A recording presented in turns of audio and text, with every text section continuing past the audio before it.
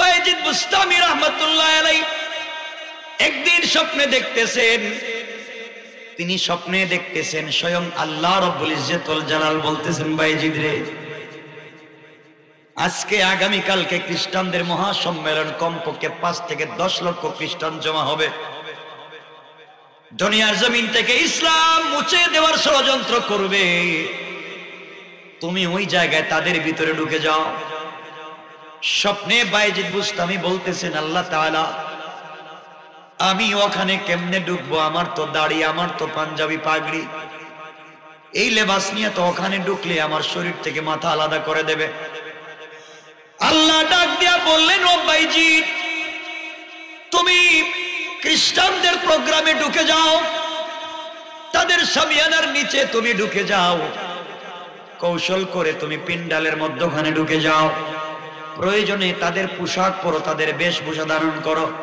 তুমি যদি তাদের মতো বেশভূষা ধারণ করো, এরপরও তাদের পেন্ডালের ভিতরে প্রোগ্রামে ঢুকে যাও, আমি আল্লাহ তোমার মাধ্যমে পৃথিবীতে পরিবর্তন আনতে চাই। সুবহানাল্লাহ বলেন।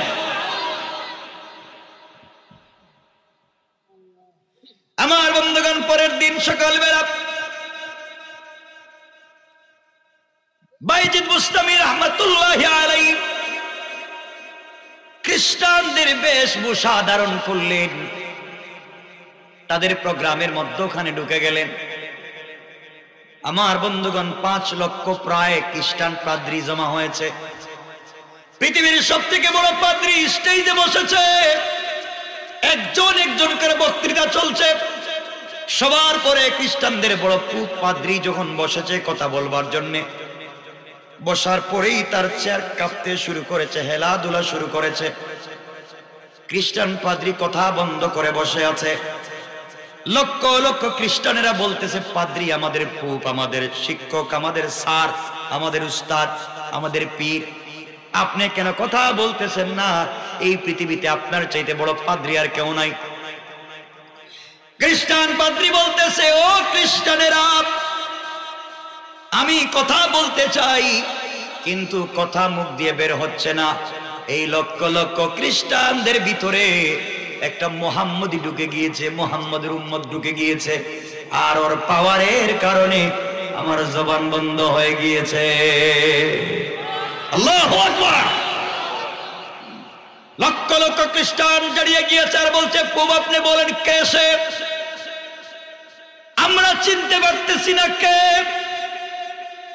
কোরআনওয়ালা, কালিমাওয়ালা কে আছে? আপনি বলেন তার শরীর থেকে মাথা আলাদা করে দেই।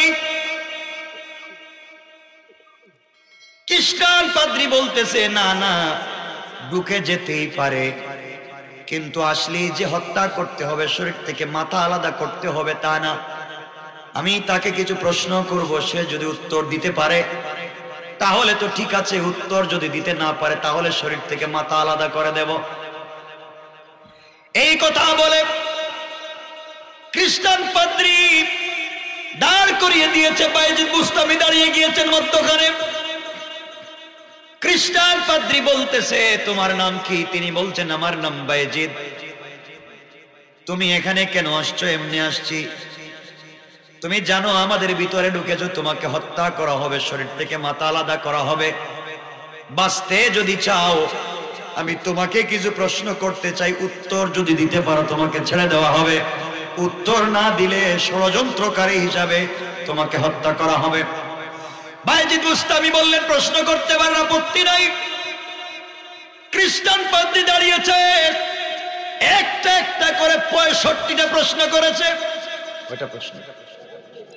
65টা প্রশ্ন করেছে। বায়েজিদ বুস্তামি দাঁড়াইয়া দাঁড়াইয়া বিনা বাক্যে 65টা প্রশ্নের জবাব দিয়েছেন। কান সুবহানাল্লাহ, আল্লাহু আকবার। অনেকগুলা প্রশ্ন ছিল, এর মধ্যে কিছু প্রশ্ন ছিল, কুকুর ঘেউ ঘেউ করে কি বলতে চায়? কুকুর ঘেউ ঘেউ করে কি বুঝাতে চায়? প্রশ্ন এমন ছিল, এমন এক বলেন যে 1-এর 2 নাই, এমন 2 বলেন যে 2-এর 3 নাই, এমন একটা 3 বলেন সংখ্যা যে 3-এর 4 নাই। এমন একটা 4 বলেন যেই 4-এর 5 নাই, এমন একটা 5 বলেন যেই 5-এর 6 নাই। এভাবে 65টা প্রশ্ন করা হয়েছে। দাঁড়িয়ে দাঁড়িয়ে কোনো অঘটন ছাড়া বিনা বাক্যে নির্দ্বিধায় সবগুলা প্রশ্নের জবাব দিয়েছেন। কোন সুবহানাল্লাহ।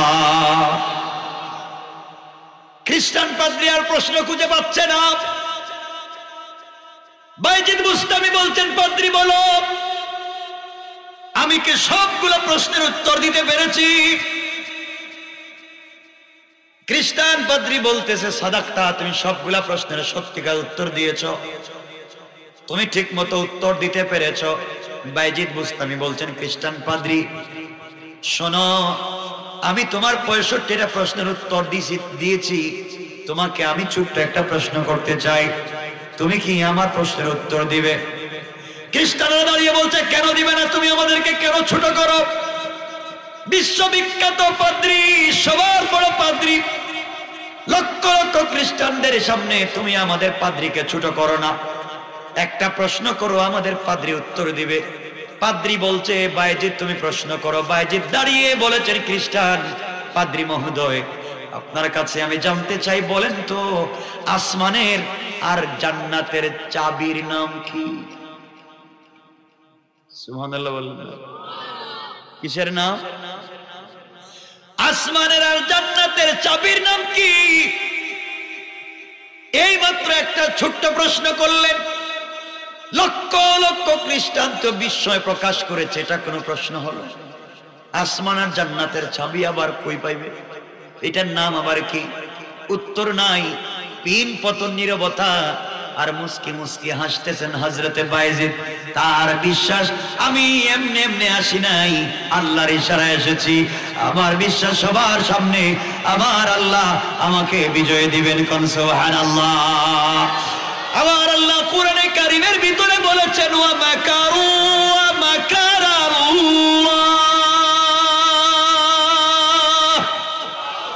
ওয়াল্লাহু খায়রুল মাকিরিন।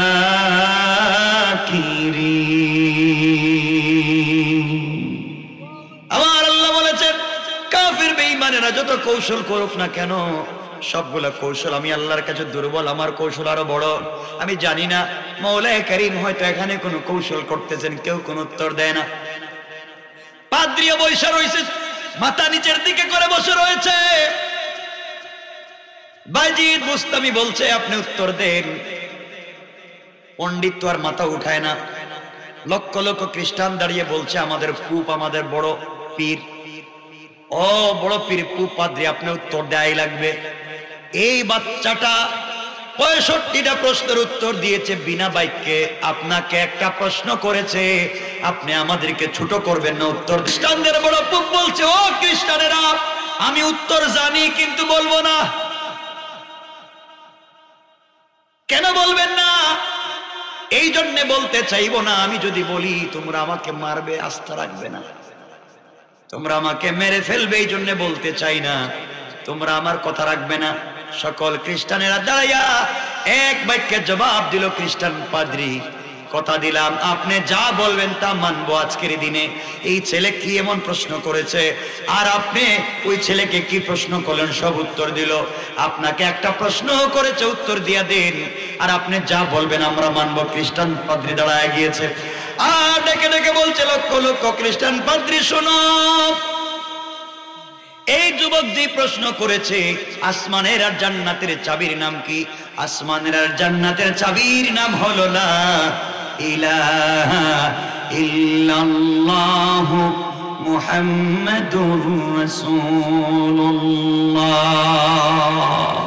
সাল্লাল্লাহু আলাইহি ওয়াসাল্লাম। আসমান আর জান্নাতের চাবি হলো আল্লাহর উপরে ঈমান আনা, রাসূলের রিসালাতকে মেনে নেওয়া। যারাই মেনে নেবে তারাই জান্নাতের চাবি পাবে। আমি বিশ্বাস করতে চাই, মানতে চাই, তোমাদের ভয়ে মানতে চাই না। এক বাক্যে একসাথে 5 লক্ষ খ্রিস্টান দাঁড়াইয়া দাঁড়াইয়া সাথে সাথে বাইজিদ বুস্তামির হাতে হাত রেখে কালিমা পড়ে মুসলমান হয়ে যায়। আল্লাহু আকবার বলেন। এই বাইজিদ এমনি এমনি বাইজিদ হয় নাই। বাইজিদ বুস্তামি দুনিয়ায় জন্ম নেওয়ার পরে নিজের বাবা ইন্তেকাল করেছেন। মা মানুষের বাড়িতে বাড়িতে কাজ করতেন। একদিন চিন্তা করলেন আমার স্বামী নাই, একটা মাত্র সন্তান বাইজিদ, আল্লাহওয়ালা বানাতে চাই, বুজুর্গ বানাতে চাই, আমি মানুষের বাড়িতে কাজ করলে ছেলেকে মানুষ বানাবো কেমনে? খবর নিয়ে জানলেন একটা মাদ্রাসা আছে, একজন শায়েখ, শায়েখের কাছে গিয়ে বলেন উস্তাদ জি আমার একটা মাত্র ছেলে বাইজিদ, আমি চাই আমার ছেলে আপনার মতো হবে, আপনার মতো বিশ্ববিখ্যাত বুজুর্গ হবে, জ্ঞানী হবে। গরিব মানুষ, মানুষের বাড়িতে জিয়ার কাজ করি, আমার স্বামী নাই, আমার সন্তানটাকে কি আপনার কাছে রাখা যায়? অনেক অনুনয় বিনয়ের পরে এই শায়েখ বাইজিদ বুস্তামিকে নিজের কাছে রেখে দিলেন। মা ডাক দিয়া বলতেছেন উস্তাদ শুনেন, আমার সন্তানকে আপনার কাছে দিয়ে দিলাম, ওয়াদা করতে হবে আমার সঙ্গে, যতদিন পর্যন্ত আমার ছেলে আপনার মতো বিশ্ববিখ্যাত আলেম না হবে ততক্ষণ পর্যন্ত আমার কাছে ফেরত দিবেন না। সুবহানাল্লাহ বলেন। উস্তাদ বললেন কথা দিলাম, ওয়াদা দিলাম, বিশ্ববিখ্যাত আলিম না বানিয়ে আপনার কাছে পাঠাবো না। মা চলে গিয়েছেন, ছোট্ট বাইজিদ উস্তাদের কাছে পড়ালেখা করেন। ছোট মানুষ আর কয়দিন তাকে, 1-2 মাস পরে কান্না শুরু করছে। বাইজিদ চলে যেতে চায় মায়ের কাছে। উস্তাদ বলছেন বাবা যাওয়া যাবে না, তোমার মায়ের সঙ্গে আমার ওয়াদা, তোমাকে দেওয়া যাবে না, তোমাকে আমি পাঠাতে পারবো না। তোমার মা বলছে বড় না বানিয়ে তোমাকে দেওয়া যাবে না। বাইজিদ না চুর বান্দা, আমার বাবা নাই, মাকে কি আপনি আমাকে দেখতে দিবেন না? হঠাৎ করে চিন্তা করলেন যদি কোনোদিন মা মরে যায় অথবা বাইজিদের কিছু হয়ে যায়, আমি যদি মা ছেলেকে না দেখা করাই তাহলে তো আরেক বিপদ। আবার ওয়াদা নিয়েছি আটকাবার জন্য বললেন বাইজিদ রে আগামীকালকে তোমাকে ছুটি দিব, শর্ত আছে, শর্ত হলো তুমি যদি কোরআনের 5 পারা একদিনে শোনাতে পারো, 5 পারা 5 পারা যদি একসাথে মুখস্থ শোনাতে পারো, এই দোয়াগুলো একসাথে মুখস্থ শোনাতে পারো, তোমাকে ছুটি দেওয়া হবে, নচেত ছুটি দেওয়া হবে না। কথা বলে উস্তাদের কাছ থেকে বিদায় নিয়ে এসে বাইজিদ ছোট্ট মানুষ সেজদার মধ্যে পড়ে কান্না করে বলছে আল্লাহ গুনার জন্য তো কোথাও যেতে চাই না, মাকে দেখতে চাই। উস্তাদ আমাকে লম্বা সবক দিয়েছেন, 5 বার আমি কেমনে দিব?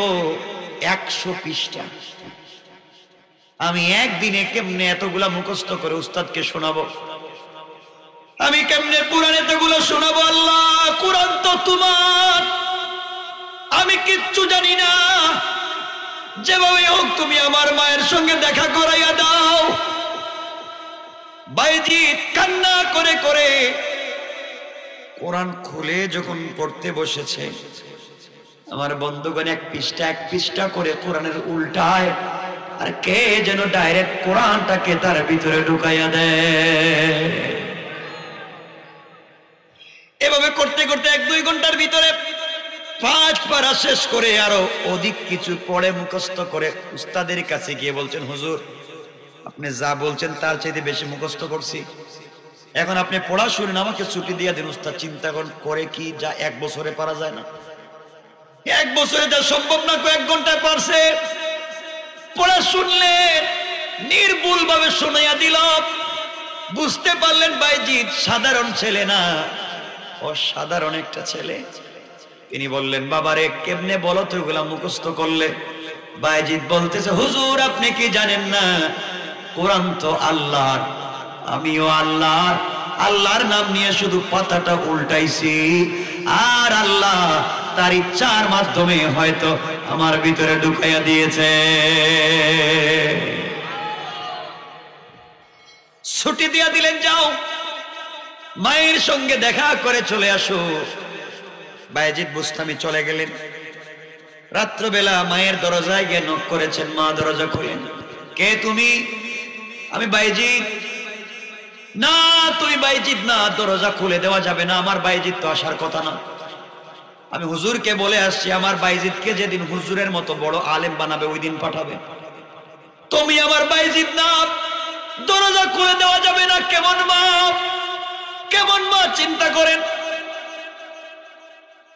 অনেক ডাকাডাকির পরে মা যখন দরজা খুলে দেয় নাই, বাইজিদ চোখের পানি ছেড়ে চলে গেলেন হুজুরের কাছে। আর ডেকে বললেন, হুজুর আমি আর জীবনে বাড়িতে যাব না, মা ওয়াদা দিয়েছে দরজা খুলবে না, আপনার মতো না হওয়া পর্যন্ত বাড়িতে জায়গা দিবে না, আমিও আমার মায়ের স্বপ্ন পূরণ না করে বাড়িতে যাব না। এমন মা যদি হয়ে যায়, বাইজিদের মায়ের মতো হয়ে গেলে বাইজির জন্ম নিবে, আব্দুল কাদের জিলানীর মতো মা হয়ে গেলে আব্দুল কাদের জিলানী জন্ম নিবে, শাহজালাল শাহপরানের মায়ের মতো মা হয়ে গেলে শাহজালাল জন্ম নিবে, খাদিজার মতো মা হলে ফাতেমা জন্ম নিবে, ফাতেমার মতো মা হলে হাসান হোসেন জন্ম নিবে। কথা বলেন না কেন? আমার বন্ধুগণ, দীর্ঘদিন চলে গেল, একেবারে 16 বছর, 18, 20, 21 বছর হয়ে গেছে বাইজিদ বুস্তামির বয়স। একদিন উস্তাদ ঘুমিয়ে পড়েছেন, ঘুমের ঘরে স্বপ্নে দেখতেছেন আল্লাহর রাসূল বিশ্ব নবী এসে উস্তাদকে ডাক দিয়ে বলতেছেন, উঠেন, আপনার কাছে আমি পাগড়ি দিয়ে দিলাম। বাইজিদ এখন পূর্ণাঙ্গ জায়গায় পৌঁছে গিয়েছে, আর বাইজিদকে রাখা যাবে না, বাড়িতে পাঠায়া দেন, আমি পাগড়িটা আপনার কাছে দিলাম, সকালবেলা বাইজিদের মাথায় পেঁচাইয়া দিবেন, আল্লাহ খুশি, আমি বিশ্ব নবীও খুশি হয়ে গেছি।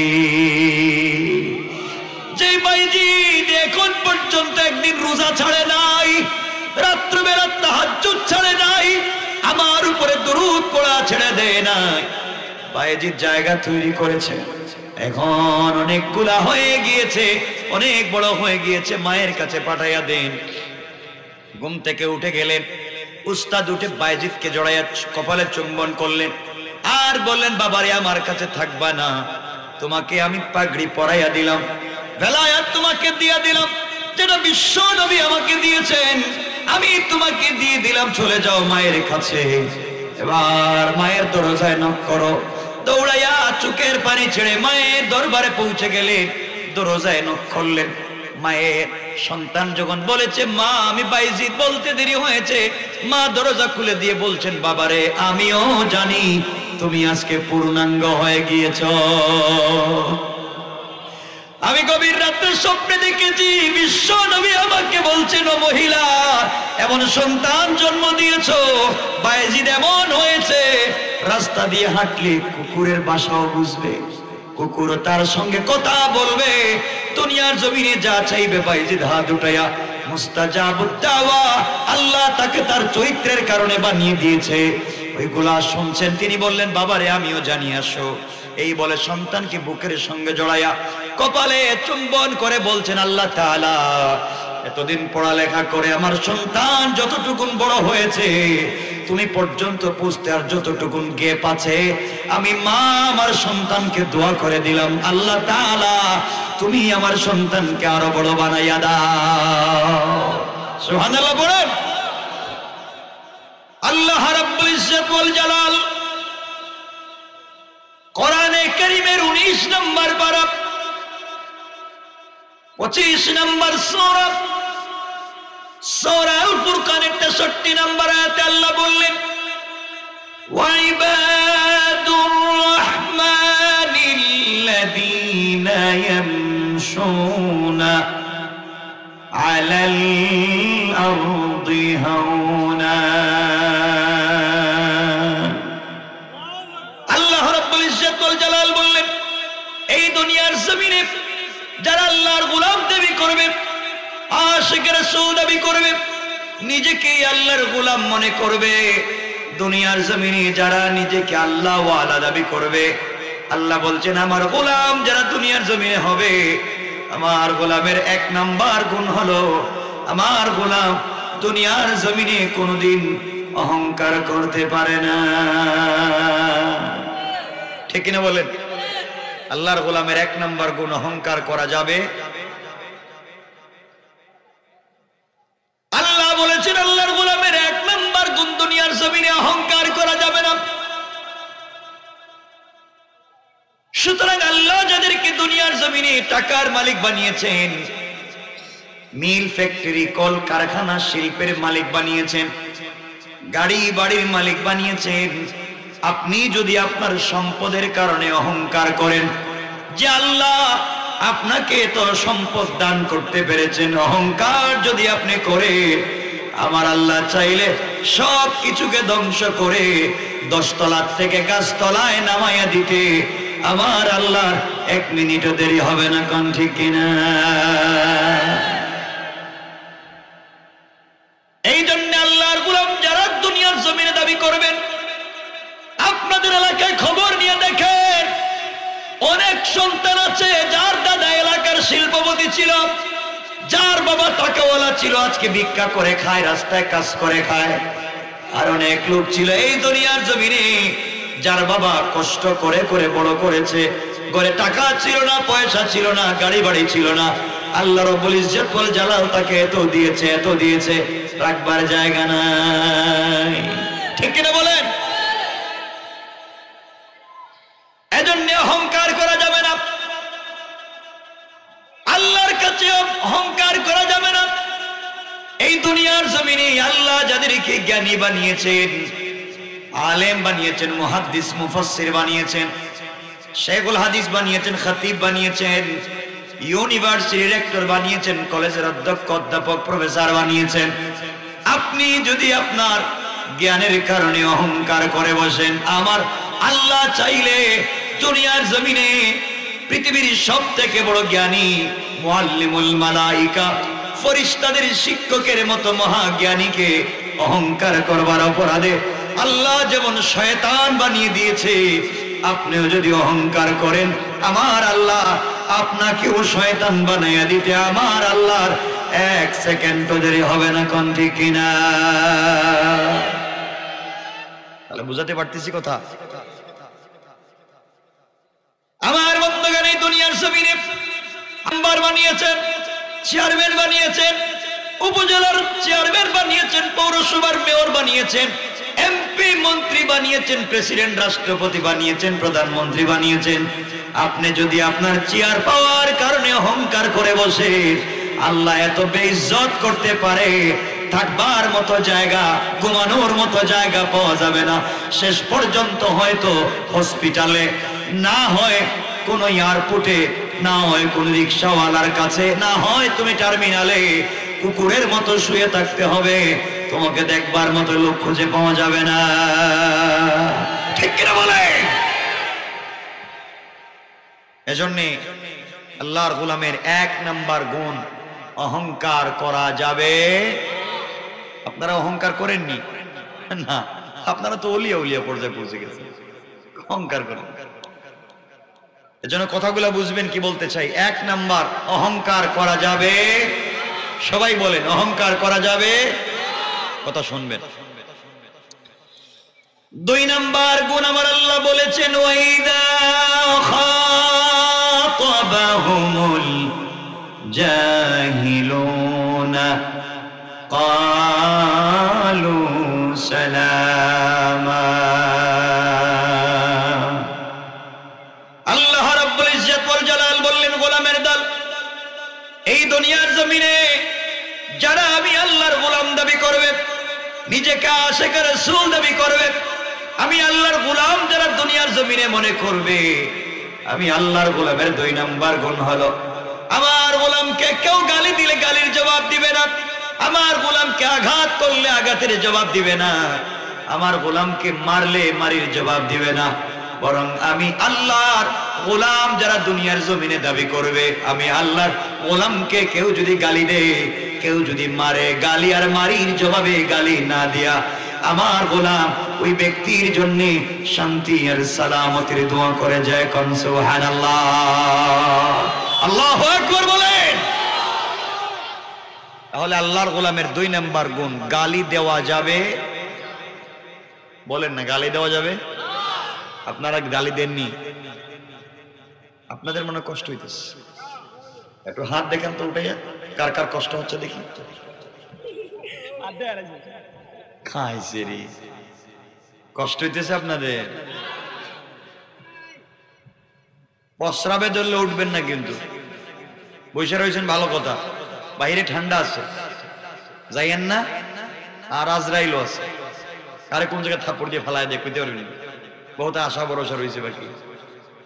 এজন্য আল্লাহর গোলামের 2 নম্বর গুণ, গালি দেওয়া যাবে। বলেন, গালি দেওয়া যাবে? কয়টা বলছি? আল্লাহর গোলামের 3 নম্বর গুণ আমার আল্লাহ বলছেন, ওয়াল্লাযীনা ইয়াবিতুনা লিরাব্বিহিম সাজ্জাদাও ওয়া কিয়ামা।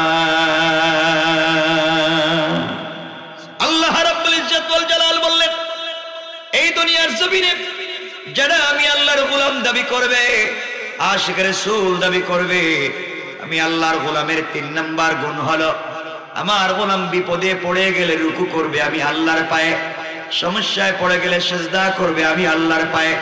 অর্থাৎ আমার গোলাম যারা দুনিয়ার জমিনে হবে, আমি আল্লাহর জন্য রুকু করবে, আমি আল্লাহর জন্য সিজদা করবে, দাঁড়াবে আমি আল্লাহর জন্য, এক কথায় নামাজ পড়বে, সিজদা করবে আমি আল্লাহর জন্য।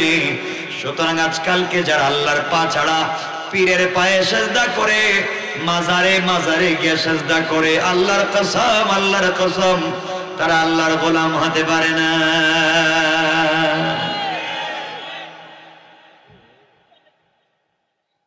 এগুলা আছেনি লোক যে আল্লাহর পা ছাড়া মাজারে সিজদা করে? আপনাদের এলাকা আছেনি? মাজারে যান আপনারা? কে বলেছে? কেন মাজারে যাবেন? কি আছে ওখানে? ওখানে যা আছে সব তো মরা, আর আপনি হচ্ছেন জিন্দা। কথা বলেন না কেন? আপনাদের এলাকার মদকুর, জুয়াকুর, ফেন্সিডিল ব্যবসায়ী, ইয়াবা ব্যবসায়ী, দুর্নীতিবাজ, বদমাইশ, সেও যদি আজকের রাত্রে তাহাজ্জুদ পড়ে, লক্ষ লক্ষ আব্দুল কাদের জিলানী আর শাহজালালের চাইতে তার দাম বেশি। ঠিক কিনা বলেন? শাহজালাল জিন্দা না মুর্দা? বলে না, মুর্দা। শাহজালাল চাইলে আজকে রাত্রে 2 রাকাত নামাজ পড়তে পারবেন, 2টা সাজদা দিতে পারবেন, 1 খতম কোরআন শরীফ পড়তে পারবেন, দুরূদ শরীফ পড়তে পারবেন। কেন পারবেন না? মুর্দা। আর আমার এলাকার যদি চুর হয়, আমার এলাকার যদি বদমাইশ হয়, ও যদি চায় আজকে সারা রাত তাহাজ্জুদ করতে, পারবে কি পারবে না? বহুত দাম আপনারা, হায়াতে জিন্দেগির বহুত দাম। জিন্দা মানুষ মুর্দা মানুষের কাছে যায়। আমি যদিও ঢাকা শহরে থাকি, আমার কলিজার সাথে মাটির সম্পর্ক হচ্ছে সিলেট শহরের, আমার জন্ম ওখানে সিলেটে। আপনাদের কিছু হলেই তো শাহজালালের মাজারে যান, শাহপরানের মাজারে যান। বাচ্চা হচ্ছে না, বাচ্চা হচ্ছে না, 10-12 বছর বিয়ে করছে, শাহজালালের মাজারে গিয়ে বলতেছে, আব্বা আমার একটা বাচ্চা দেও। দুনিয়ার কেউ দিতে পারে না। দিতে পারেন কে? এই জন্য কোন মাজারে যাওয়া যাবে না। বলেন, মাজারে যাওয়া যাবে না, আগরবাতি মোমবাতি জ্বালিয়ে দেওয়া যাবে না।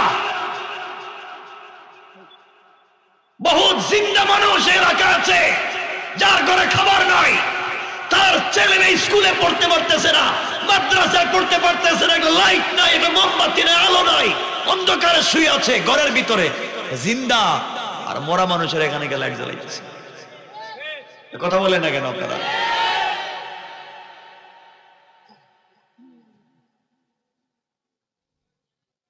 এগুলো বাদ দেন। আল্লাহর ওলি বুজুর্গ আলেমদের কবর জিয়ারত করতে নিষেধ করছি না, সওয়াব অবশ্যই জিয়ারত করবেন, সওয়াব পাবেন, কিন্তু তাদের কাছে কিছু চাওয়া যাবে না। শাহজালাল মুজাররদি ইয়ামানি জবরদস্ত আল্লাহর ওলি, শাহপরান জবরদস্ত আল্লাহর ওলি, আব্দুল কাদের জিলানী জবরদস্ত আল্লাহর ওলি, জুনাইদ বাগদাদি জবরদস্ত আল্লাহর ওলি, কিন্তু তারা কোনোদিন শিরিক করেন নাই, তারা কোনোদিন অন্যায় করেন নাই, তারা কোনোদিন দাড়ি মুছকাইটা গান বাজনা করেন নাই। এখন এমনও পীর আছে দাড়ি নাই, মুছ নাই, শয়তান গাজার গন্ধে রাস্তা দিয়ে যায় না, এরে বানাইছেন আপনার পীর সাহেব। আসেনি ভাই? এখানে কেউ আসেননি এমন পীর সাহেবের মুরিদ? কেউ হাত উঠান দেখি, হাত উঠান। বাস, থাকলেও হাত উঠে না, উঠাইবেন না কেন? আপনি সাহস নিয়ে উঠাইবেন, আমার পিসাব, হাত উঠাবেন। মনে রাখবেন, আমি পরিষ্কার করে বলছি, কোরআন হাতে নিয়ে আল্লাহ বলছেন, ইন্নাহু মাইয়ুশরিক বিল্লাহ, যারা আল্লাহর সাথে শরীক করলো, ফাকাদ হারামাল্লাহু আলাইহিল জান্নাহ, তার জন্য জান্নাত হারাম, ওয়া মাওয়াহুন নার, তার ঠিকানা হচ্ছে জাহান্নাম, ওয়া মা লিজ জালিমিন মিন আনসার, কিয়ামতের দিনে তার কোনো সাহায্যকারী থাকবে না। কিয়ামতের দিনে আপনার পীর আপনার পক্ষে কথা বলবে তো দূরের কথা, খুঁজেও পাবেন না। ঠিক কিনা বলেন?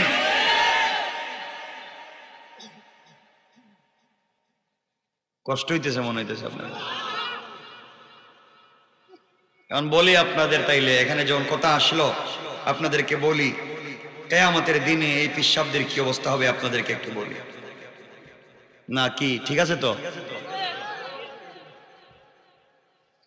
আল্লাহর ওয়াস্তে আবার বলছি, বাবা শোনো, তোমাদের যদি কোনো জিনিসের প্রয়োজন হয়, টাকা লাগবে, সম্মান লাগবে, নেতৃত্ব লাগবে, সম্পদ লাগবে, সন্তান লাগবে, কারো কাছে বলা যাবে না, চাইতে হবে কার কাছে?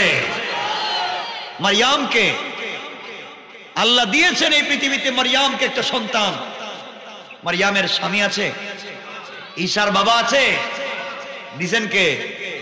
তা আপনি তো চাইবেন সেই রবের কাছে। দুনিয়ার কারো কাছে যাওয়া যাবে না। কিয়ামতে অনেক দিন আসতেছে সামনে। ও ভাই, তোমাদের বলছি যারা প্রবাসে থাকো, 15-20 বছর 30 বছর প্রবাসে কাটাইছো, কার জন্য? কার জন্য? সন্তানের জন্য, পরিবারের জন্য, মা বাবার জন্য, স্ত্রীর অর্নামেন্টস জুয়েলারির জন্য?